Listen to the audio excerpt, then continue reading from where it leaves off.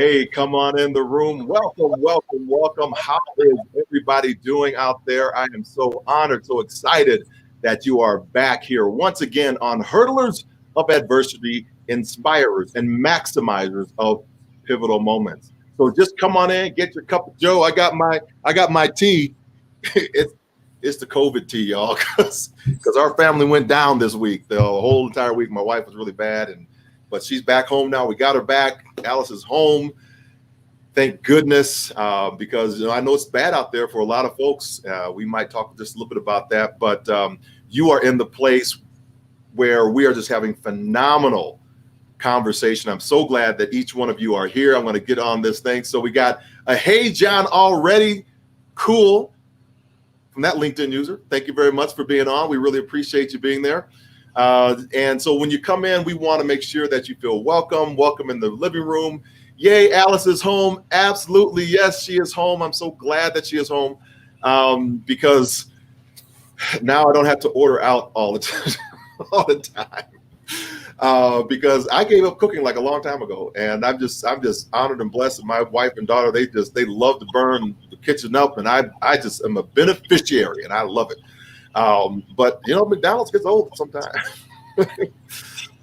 So listen, I work with business professionals to help them hurdle adversity, to amputate their fear, to embrace a new normal mindset, to win the medals in their life. And you're going to find out why in just a moment. But as you're coming in, Lynn is in the house. I know she's always here. So thank you, Lynn. So thank you. Yes, she is home.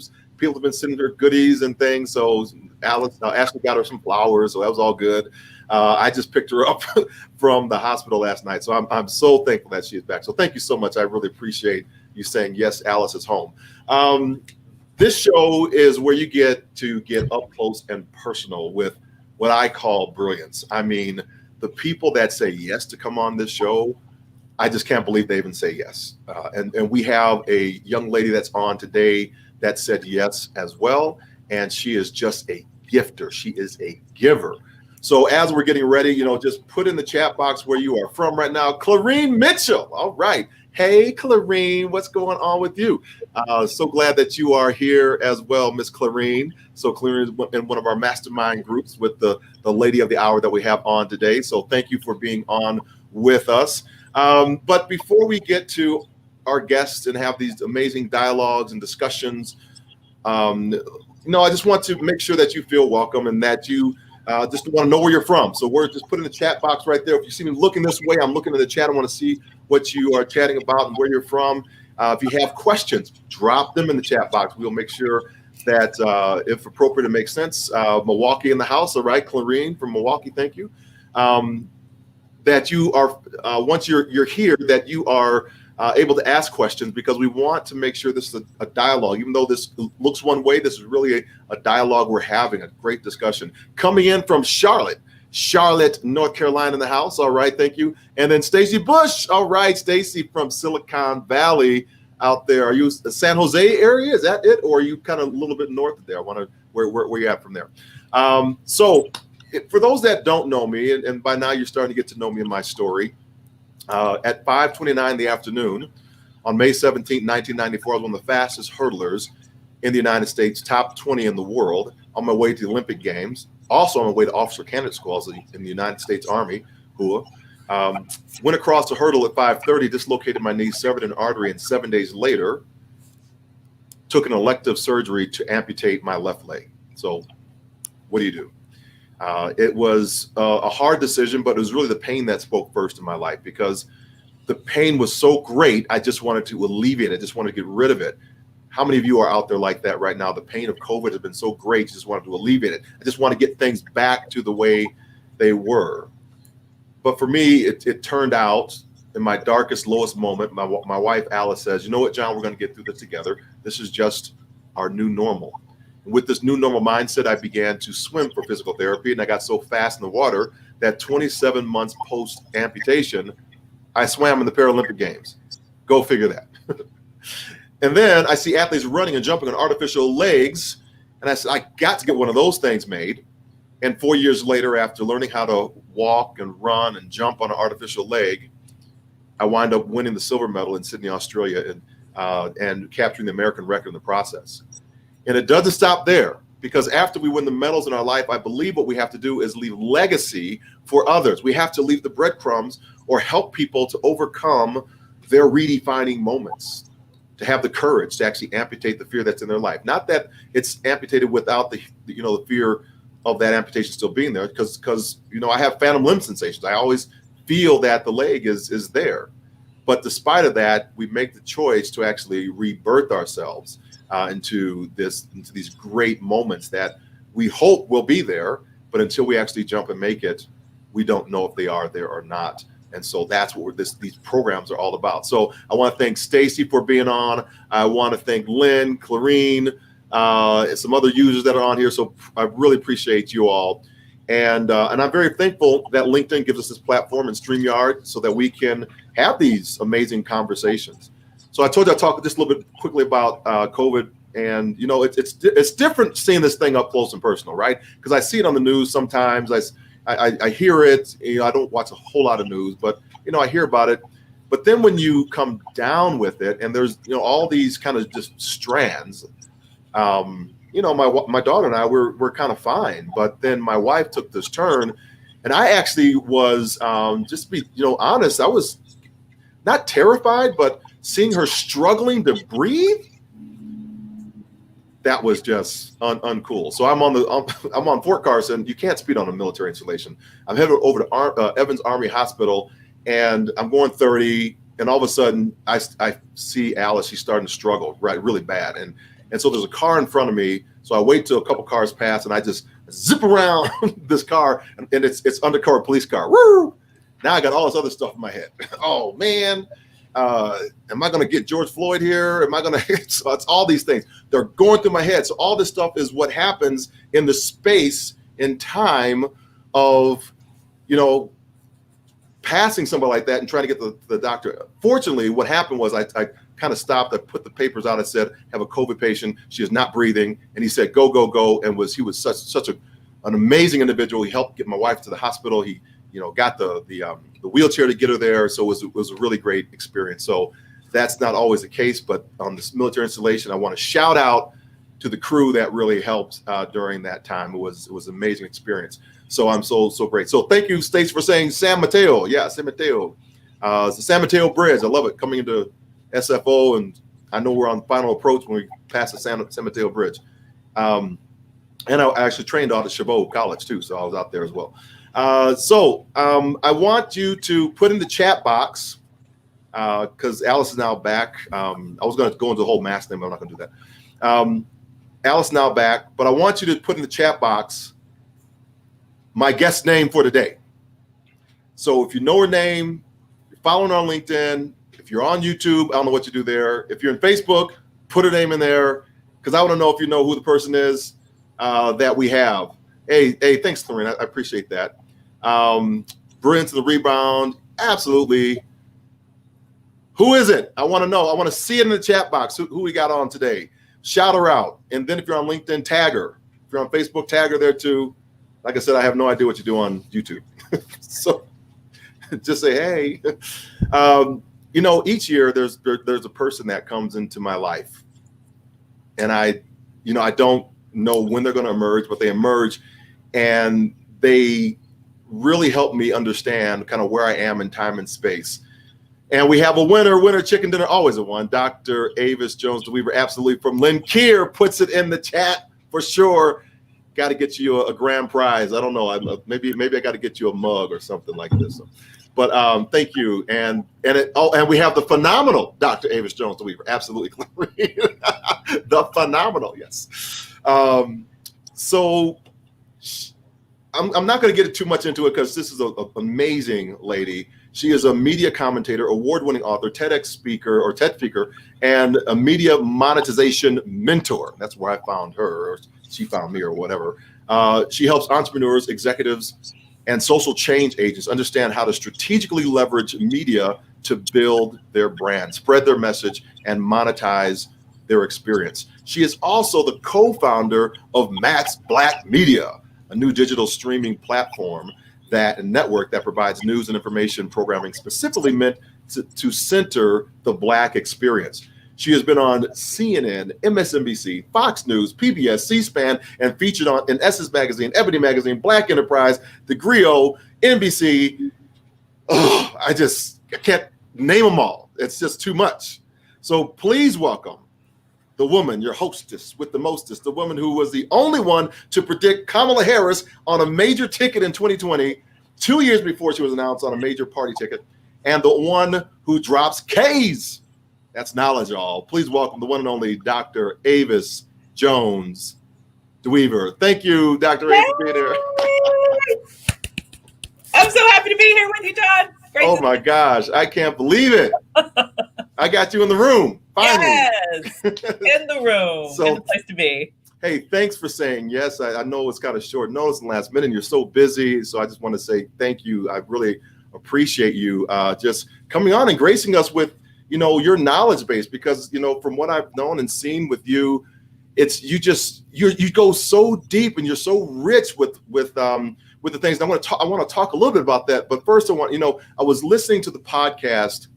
I do a walk every morning, and I like the podcast How I Built This with Guy Raz on the NPR one. It's a really fascinating show to me as an entrepreneur. And this week he has on Kenneth Cole. And as I'm kind of towards the end of the program, right, there's always kind of these little nuggets that come out. And so I'm always ready to put them in my phone real quick because they just drop knowledge.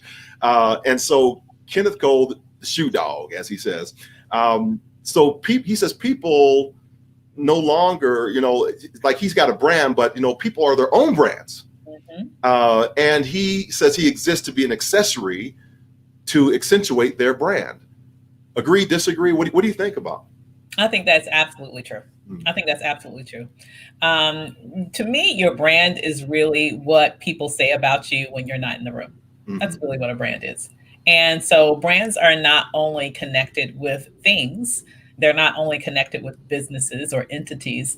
We do have personal brands. Like, what sort of aura are you emanating around you? What sort of impacts do you make in the world? What sort of memories do you leave people with? What can people expect from you based on your past behavior? All of that is sort of tied into what your brand is. And so when you think about that on an everyday basis, as well as in the business world, it's huge. But also in terms of the modern day world that we're in right now, so many people are building brands to such a degree that they themselves can monetize them and become influencers in many different ways. This is really a new day. The gatekeepers, as you could say, are possibly gone. Their gatekeepers are gone. You have the ability to build your own brand and build your own empire based off of that. I think that's, and I agree with that too. I think there's, and I'm just beginning to understand this whole world. I'm like, oh my gosh, this is, you really can be your own entity. And as you look at this with, the clients that you have, and you're really trying to help them understand these concepts like myself, what is it kind of the one thing that you think people need to overcome to realize that there's a world out there that you can actually play in that space? Yeah. I mean, I think the world is actually shrinking in many ways, right? Technology like we have right here today, even though we're in completely different time zones, we're literally like touching each other visually, at least, right? Yeah. So the world has shrunken in this moment, and it's become even smaller, particularly during this COVID age, where now more than ever, people are spending more time online, and we're seeing that we can connect with each other all over the world. So in moments like this, it's very important to realize this presents a very unique opportunity where each individual has the ability to elevate their own brilliance, to elevate what that special thing that is their own expertise, their own brand, and they can shape it in the direction that they want to go.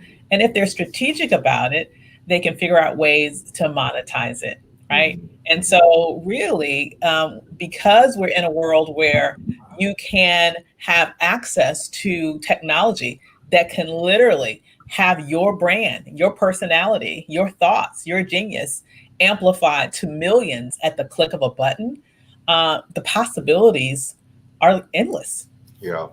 When you think about this the environment that we're in. So there's one, yes, the endless possibilities, and there's the other kind of school of thought or people that are kind of frozen because we feel isolated. We feel I don't even understand this space.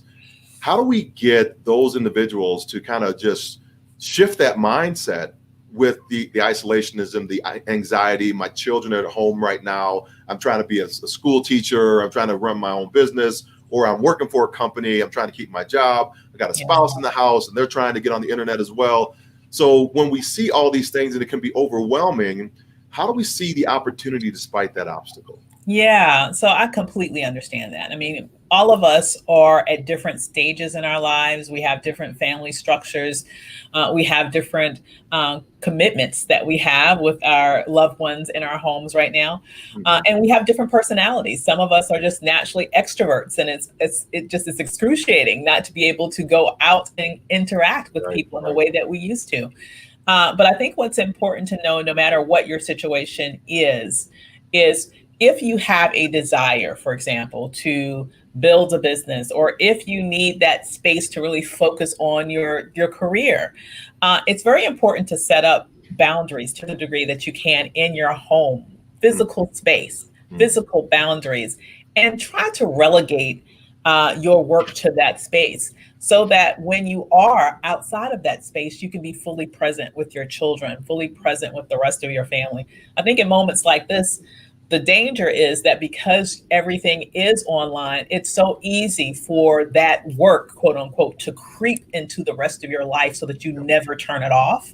And that's the part where I think it can be very toxic, not only to the other relationships, but to yourself, because that will lead to burnout. So you have to put those boundaries very intentionally in your life, personally, as well as express it to your family members to the best that you can. I know that when you have little kids and they're at home and they're working on their schoolwork too, it's hard, but to the best that you can, so that when you are doing your work, you can fully focus on that. But when you are not, you can fully focus on those people who you love and who love you back. Yeah, and I started empathizing when my little granddaughter came over and she was not having it. I'm on a call and she just jumps right in my lap.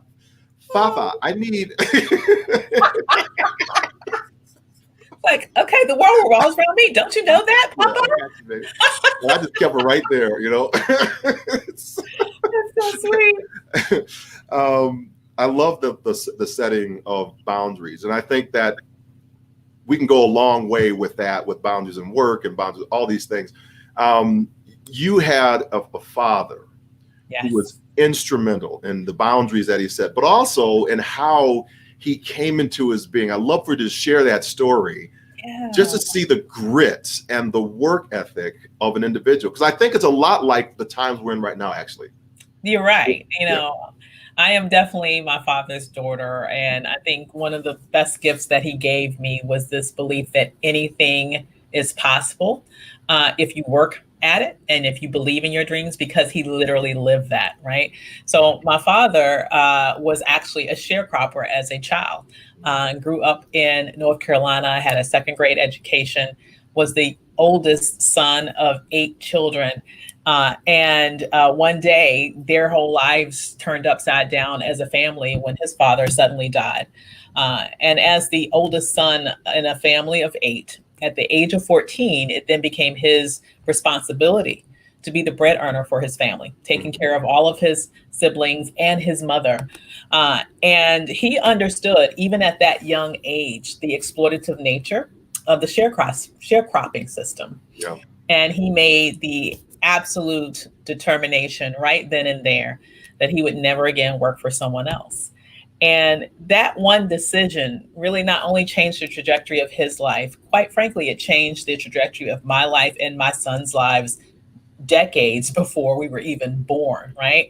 And so when he decided to do that, he ultimately, over time, was able to develop a lumber company, out of which he employed all of his brothers, as well as a couple of dozen other members of the community. And every week when he paid his employees, he would write a check and take care of his mom every week as well, until the day that she died. And through his particular company, he was able to create the raw material that Black families all throughout North Carolina were able to use to build their homes. I had asked him once why he chose to go into the lumber company business, because when I came along, it was already up and running and thriving. And so it was just always a reality in my life. But he said that he decided to do it because at that time in North Carolina, Black people wanted to buy homes, but there were no lumber companies that would sell them the wood. And so he was able to fill that need, create a foundational basis for wealth building for Black families all over North Carolina, but also for me, from a very young age, be able to role model the importance and the power of entrepreneurship. And through the success of his business, he was able to make sure that me, his daughter, was able to go to school completely debt-free all the way up through a Ph.D. off of the financial power of his business based on the labor of a man with a second grade education. So it was just an amazing experience. I'm amazed, not just at the second grade education. I'm amazed at the time period. Yes. In which he is doing this. Yeah. As a, sharecropping, Jim Crow. Yeah. And getting a company up and running in, pretty much the, south of, well, I say South America. Canadians always felt like it was the Confederacy, technically, right? The former Confederacy, North Carolina. I'll say Canada always calls it South America, but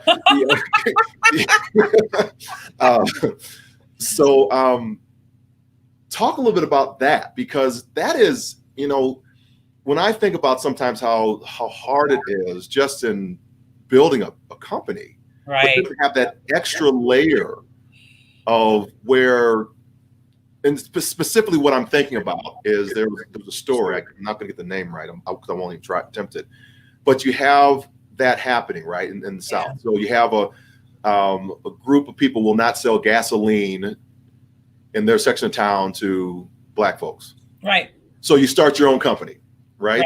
And then when you start being successful, all of a sudden mysteriously burns down and the entire ecosystem goes away. Yeah. And so talk about that from that standpoint of how did he manage to get up and running, because he obviously got successful. Yes, he was very successful. It burns pretty quick. Yeah, that's true. So my father, what you're saying is very real. I mean, let's just be very real. It's an era that was replete with domestic terrorism targeting Black people. And it was not unusual for successful Black businesses to be terrorized and destroyed in that era, all throughout the country, not just in Tulsa, right? Although that's the one that we all know about, is a very famous incident, but it really happened all over the nation. And so it was a very dangerous time to be a successful Black person.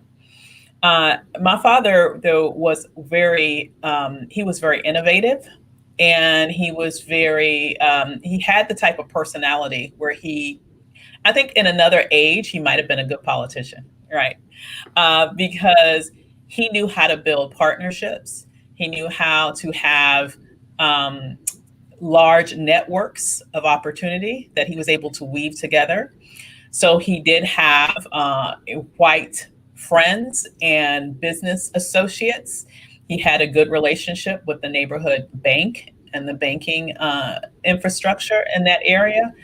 And so he had he was able to navigate both, quote unquote, the white worlds and the Black worlds rather well. Like I said, by the time I was born, his business was up and running and thriving. Him and my mother did not meet and marry until they were in their mid-30s. My mom didn't have me until she was 40. So by that time, his business had been up for a good, 10, maybe even 20 years at that point. But it is amazing to me. I have to tell you, I still wonder exactly how he overcame all the challenges that he overcame. He was never the type of personality that would complain about anything. That was just not him. His personality was, if I make my mind up that I'm going to do something, I'm going to do it. Now, I might have to go around something. I might have to go over something. I might have to go under something. I might have to go through something, but it's going to get done. And he didn't complain. He just did it. And so to this day, it just amazes me what he was able to accomplish in a world where all the odds were against him, where it was in fact dangerous to succeed. But he found a way to build those alliances that were necessary in order to not only build a successful business, but to make sure that that business wasn't destroyed. Yeah. Wow. I was looking at the comments around here as well, and we have Lynn that was saying that her father, a sharecropper, went on to become a pilot. So very inspiring there. Awesome. And it's great. And then that Corinne came, wow, she gave some shout outs there. and then some shout outs back from Lynn. So good chat going on, ladies, in the chat, because I'm glad you're on, because it is Women's Entrepreneurship Day. We have to say that, raise the roof. So we have the Dr. Avis Jones-DeWeever on with us right now. If you're enjoying this conversation, I think one of the things put down right now was set boundaries. So I have the boundaries, and so I'm sure your dad set the boundaries. So put that in the chat box along with Dr. Avis Jones-DeWeever. So we're shouting her out for that great insight that she is giving to us. So make sure that we're taking care of our guest here. So can you talk a little about, many people have this in entrepreneurship, this aha moment. And I've heard you say, burn the ships. Don't go back. You got to. Get rid of it. Got to be gangster, okay? Gangster. And so I'm like, well, I don't know if I'm gangster like that. And Yes, you are, JR. I'm a slow burner. Well, JR is gangster. Don't let him fool you. He is really gangster. But in the best sense of the word possible. Huh? Yeah. In the best sense of the word possible, you really are gangster, JR. For real. Oh. Absolutely. So. What's up, baby? I'm throwing them down. So, don't let it fool you. Don't let the jacket fool you. Oh my God. But here's what I'm talking. So I worked for a company for 15 years. Mm-hmm. And I knew I was going to make a transition at some point. And it really came pretty early on, because in the moment where I was working, for this company, I saw I was only going to get so high very early. Mm-hmm. Because I built this program. I was starting to build the program, and they didn't want me to run it. They put somebody else over it. So, and then they wouldn't let me work for that person, but wanted me to give him all the resources and slid me out from underneath them. Oh, right. So I was never aligned properly with inside the organization. Mm-hmm. And so because of that, I knew my time was limited. I got 15 years out of it, but I knew I was going to be shown the door at some point. Yeah. So I started working, in my own time after work hours, 6 o'clock in the evening. I get back home and whatever I could, 7 o'clock. And I just started thinking about this business. So this was a slow burn. It wasn't a burn the ship moment, but I actually was going to leave in February of 2019. Mm-hmm. I had it all planned out. I told my wife, she was like sweating bullets. I don't want it. And so, but but they did it for me actually in January of that year. I was thankful because it gave me a longer runway. Got a pension plan, got out the door, got my 15-year pin, and so a little bonus check. So all that was great. I said, wow, I got 6 engagements on the books, and I got this cash that I can actually have a longer runway. So it wasn't really a burn the ship moment for me, but it was a decision. It was a decisive thing that I said I was going to do. So talk a little bit about how, in this moment, to take advantage of some of these opportunities that we talked about earlier in your kind of burn the ships, absolutely, at the shore moment. Absolutely. And I would actually characterize, though, I do see some gangsterism up in what happened there with you. Shall I unpack that a tad? Unpack that for me, please. I'd like to write that down so I can say this later on. Because the gangsterism was you coming home and exerting the discipline to work on your future from 6 p.m. to 8 p.m. or however that time slot that you committed to. It was the commitment. That's what I'm referring to. You were committed to this decision that you were going to make that transition, no matter what. You had made the decision before they had made the decision, and you worked on it consistently over time. That's what I'm talking about when I'm saying that's gangster. You know, what would not have been gangster if you would have just been shocked in January and then you're like, oh hell, what do I do now? Now that ain't gangster. That's not gangster. Okay. But you were there and you were prepared. So at that point, when that moment of truth hit you, you were ready. Mm-hmm. You had already put in the work. And so you had already laid the runway, as you said, for you to be able to take flight. That's what I would call gangster, right? And so what I think that people need to understand in a moment like this, because we're in a moment right now where people are unfortunately losing their jobs, Yes. perhaps, Yes. or thinking about how can I create my runway in the same way that JR created his runway in case I lose my job, right? Now's the time to think about how can I create my own economy, period. Because I know that oftentimes, you know, I haven't been an entrepreneur always. I have had my stint in many years, in fact, in the employee world, and it can be very seducing to know that every 2 weeks you're going to get that direct deposit, right? First and 15. Absolutely, that can be. It can lull you into a false sense of security, and then when someone else makes a decision that all of a sudden your job is something that they no longer want to carry on their balance sheet. Now you have to decide, how am I going to make it happen? So what I'm suggesting is what JR has exemplified is a key point to being successful as an entrepreneur. First, you have to make a decision that this is something that you are going to do, not that you want to do, that you are going to do. I'm very specific with my language. Okay. So you first make the decision that this is something that you are going to do. I'm going to do it. Okay. Then after you decide that you're going to do it, you have to put in the work consistently over time. Even if that work in this stage is just laying the foundation, laying the groundwork to getting ready to launch. You know, because you had put in those hours so consistently, JR, when that opportunity came where you got the extra that you weren't even expecting, that was just like gravy. You would have been fine without it. Yay.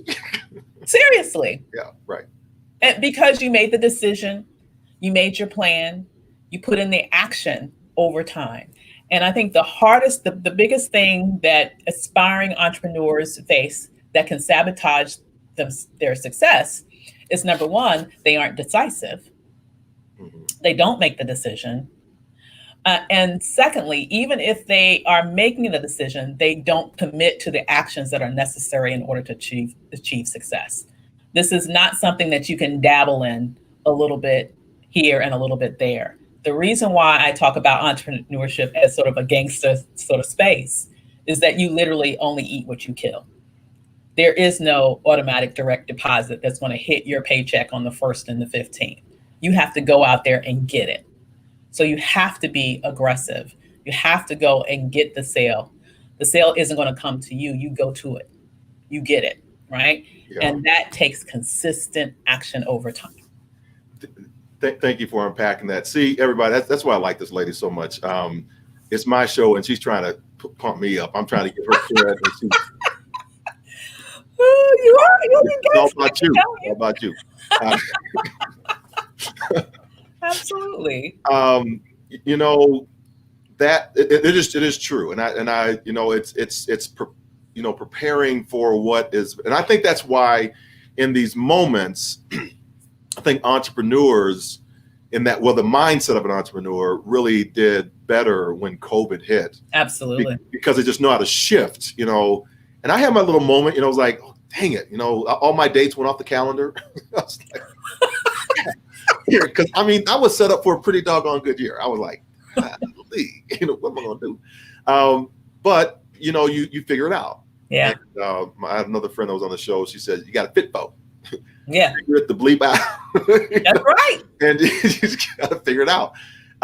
And going back to, you know, a 9 to 5 just was not, it wasn't even my vocabulary, right? Mm-hmm. It was just, how do I shift to, and then what happened was I went deeper into who and what my customer, who I deliver to, and why I deliver, inspiration in this moment, right? In this, because people are clamoring for it now. They're isolated, they have anxiety, they're uncertain about things, and that's exactly what I talk about. Yes. Because I've been through it, right? And I went through it again, right, with my wife, Alice, on the show.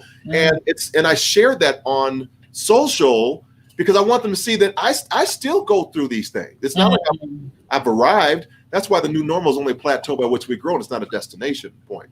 You do something that's amazing inside of your media, what's it called? The media money mindset moment.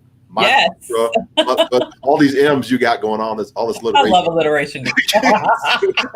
What other M can she throw into this? I'm a monster. I'm the alliteration queen, let me just say. I can't even pronounce all this stuff. She got these M's going on here. But I think it was, who was it? Zakiya Mayberry was the one who kind of shifted me and told me about it, because I was thinking about trying to run a class and shifting and pivoting. What can I do? Yeah. And when I saw what you did in this kind of master class, was something I'd never seen before, because I've been around a lot of individuals who, what they will do is they'll run a master class and they'll give you a little bitty little sprinkle, and they'll say, but to get the real stuff, I want you to buy. I'm like, turn off. I just want, the left turn. But what you did and what you continue to do is go deep. Yeah. You really go deep. So talk a little bit about, what your methodology is and why you give so much info. I mean, you gave it was a class upon a class. I was like, golly, this woman's giving so much information. So, I was glued. Well, I do it for a couple of different reasons. One of what I always say, that to me, the most valuable asset that any of us have is our time. You can always make more money, but you can never make more time. Yeah.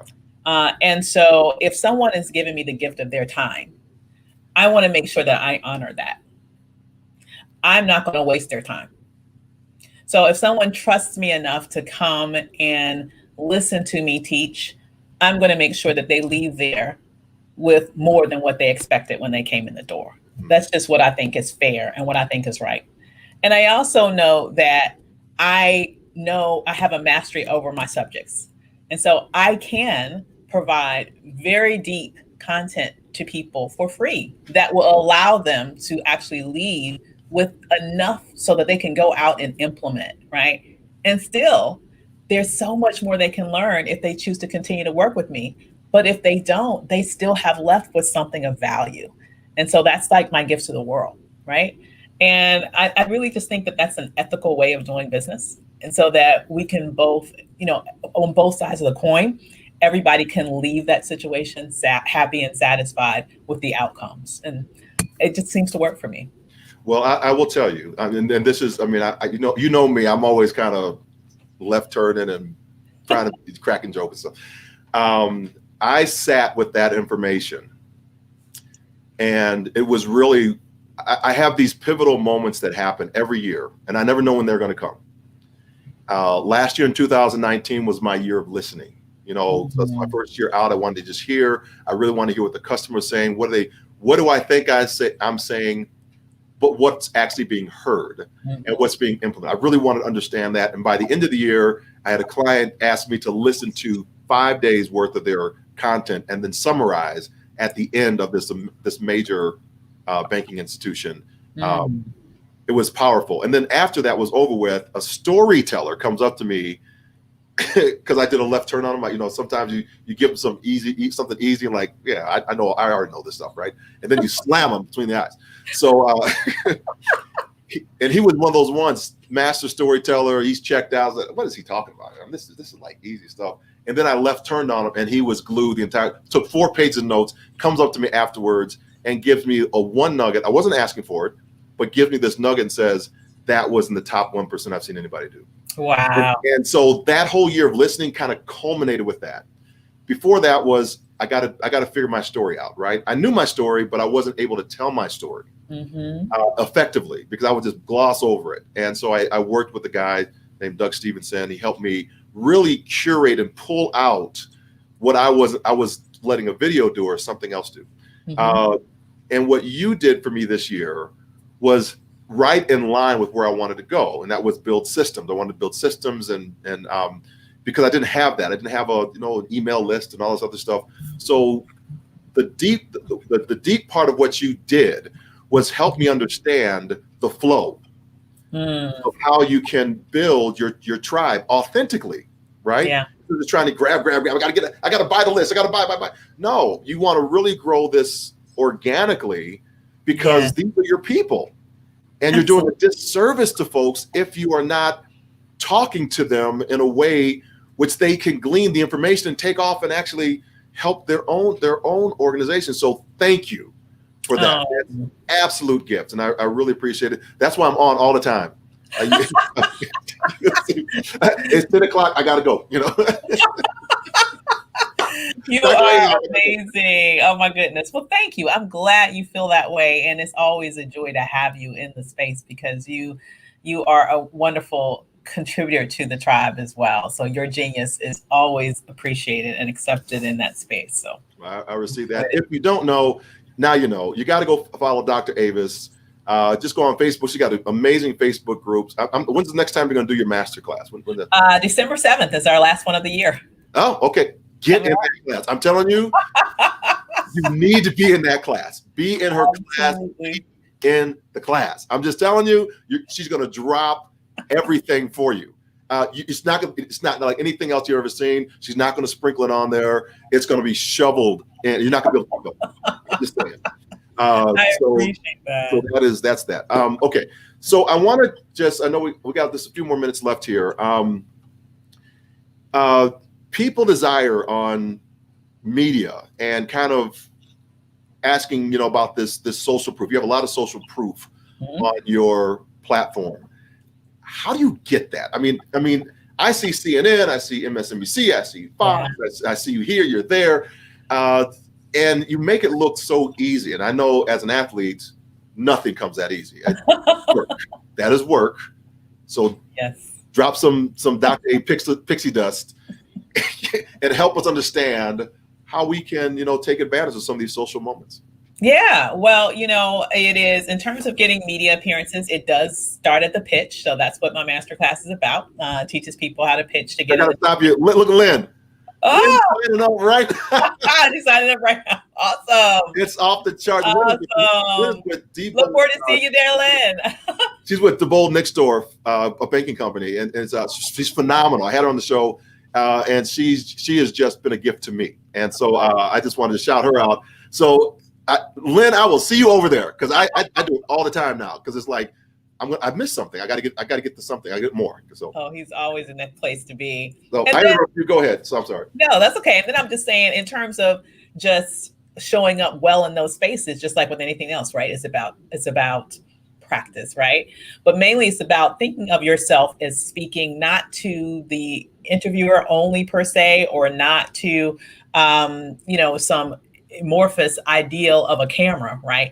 Think of the camera as a person. Connect with that camera. Look right into the eye of the camera as if you're looking into somebody else's eyes, right? Maintain that eye contact. Have a pleasant expression on your face, and take time and make sure that you are saying the main points that you want to say. It comes with time. It comes with practice. But there are some sort of basic tools that you can use when you are in the media to make sure that you show up well and are able to leave the message that you decide you want to leave, not just where the interviewer steers you to in terms of what they want to be covered in that interview. What I found, and where I have a cousin. He played for France in the France's basketball league. I think it was the second tier. Cool. Yeah, it's real cool. So I saw him play when he was playing for college, and I went to one of his games when he was in the States. So he lives over in France now, and he okie doke me. Okay, so so if my wife's a flight attendant, so I can get free flights, and I had a really low ball flight, and he asked me to come speak over in France, so at a little school. So I said, yeah, cousin, I'll do it, right? So then what he doesn't tell me is that there's a football game going on over in England. So he's got these tickets to the football game because there is another place he wants me to speak. He hasn't told me about. And so, so I'm like, yeah, let's go to the football game, right? So I'm in France. I'm we're jetting on the channel, heading over from Paris to London, and I'm meeting up with some friends I know in London. I'm just having a great time. And then he says, so you have to you got to do a presentation. I said, presentation to who? To what? What? I'm not doing a presentation. It's these the sports network, and it's all these wannabe agents. I don't like agents. I'll put it out there right now. I just, not that I don't like them. This is not my world. I do not. I don't get it. I don't understand it. I don't even know why somebody wants to do that as an attorney and all. It's not my field. Yeah. And I know my lane. I just stay in my lane.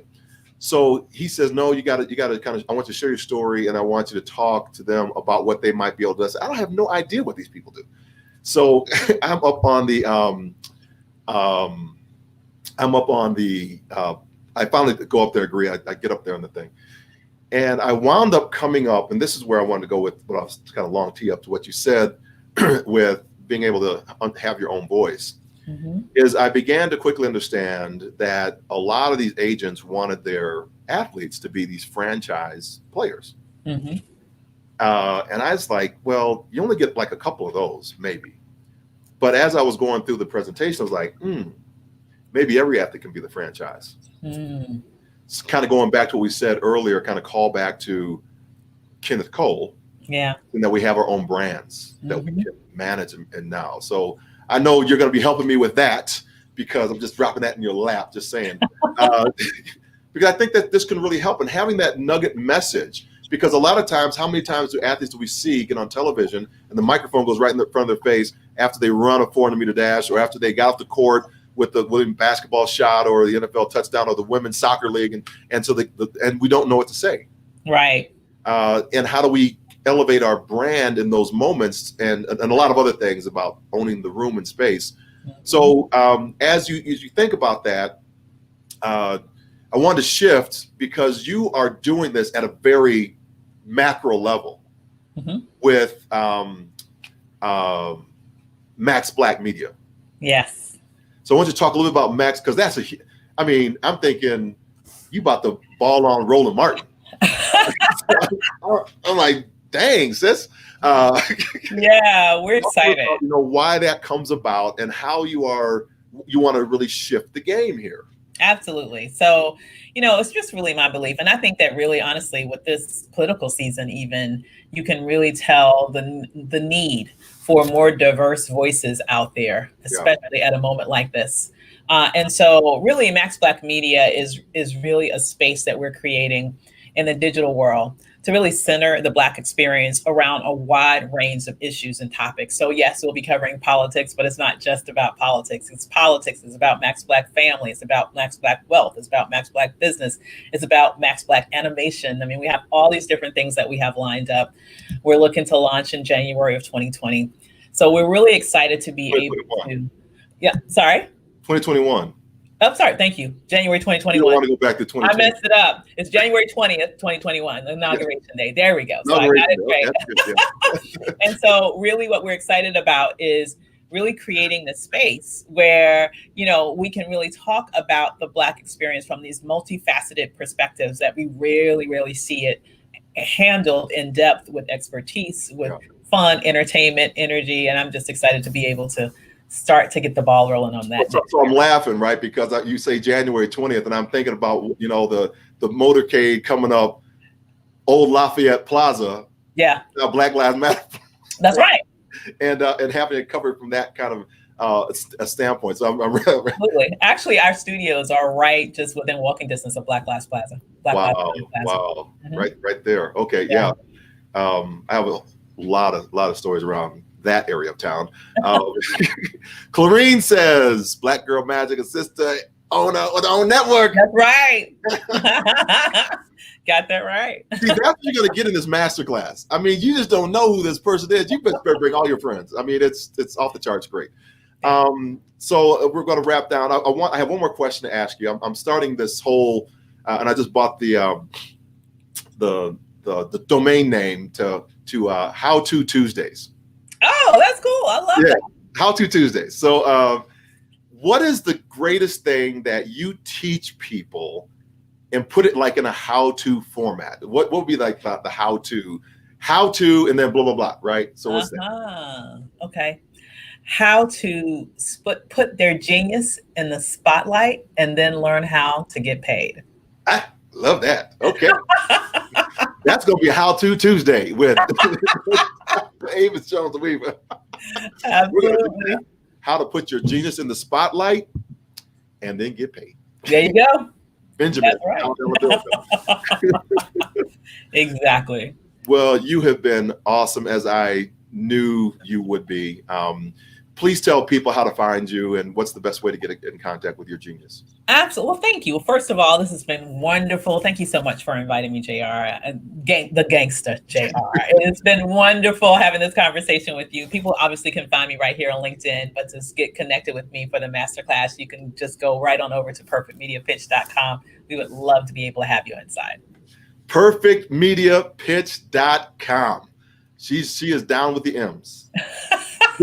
I'm going to say this. I got to shout out because you did call Kamala Harris. Yes, I did. Our incoming VP. MVP. MVP. And president. You got some colors there that go along with it. I do. By 9. Pink and green.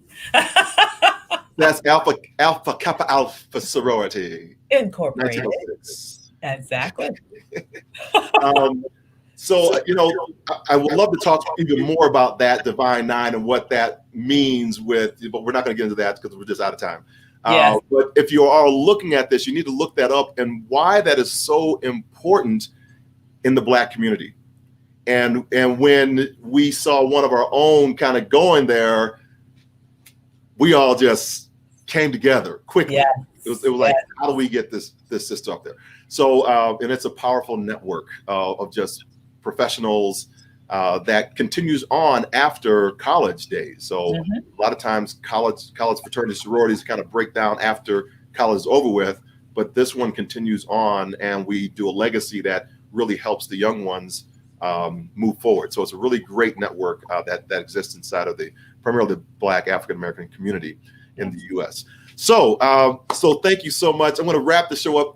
I know you probably got to run. I would love for you to stay on just a few more moments, but if you got to run, you got to run. Because I'm going to go over and hear you tonight because at 6 o'clock we got our session going on, and That's right. So give it up for Dr. A. Put her in the chat box once more again. Thank Shout her you. out. What did you learn from her? And put that in the chat box. I'm going to wrap the show up. Thank you so much. I adore you, and I really appreciate you being on. Right back at you, and so glad your love is at home. So yes, wonderful to hear that. Absolutely. Take care. Take care. All right, see you over there in about 6. Okay. Bye.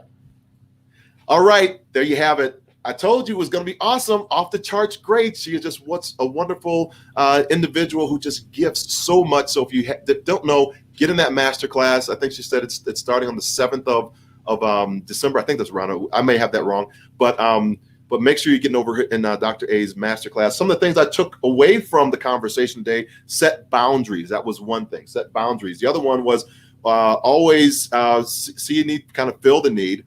How to build the partnerships. That's what her father was doing, and he was able to do that in a very kind of Jim Crow environment, where people would, if they saw a successful Black man, they would burn that stuff down real quick, so they would have an advantage. So how do you build an environment like this in a COVID environment?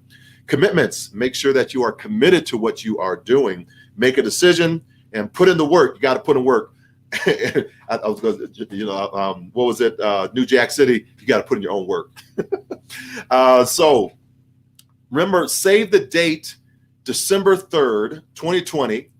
If you're planning next year for your 2021 speakers to inspire your team, and Lord needs, we need a lot of inspiration right about now. People are isolated. They're struggling with the next thing. So if you need that, I'm doing a JR Live, Embrace the New Normal Now. So that's going to be live for meeting professionals, or if you're booking speakers, we're going to do that on December 3rd, 10 o'clock to 11:30.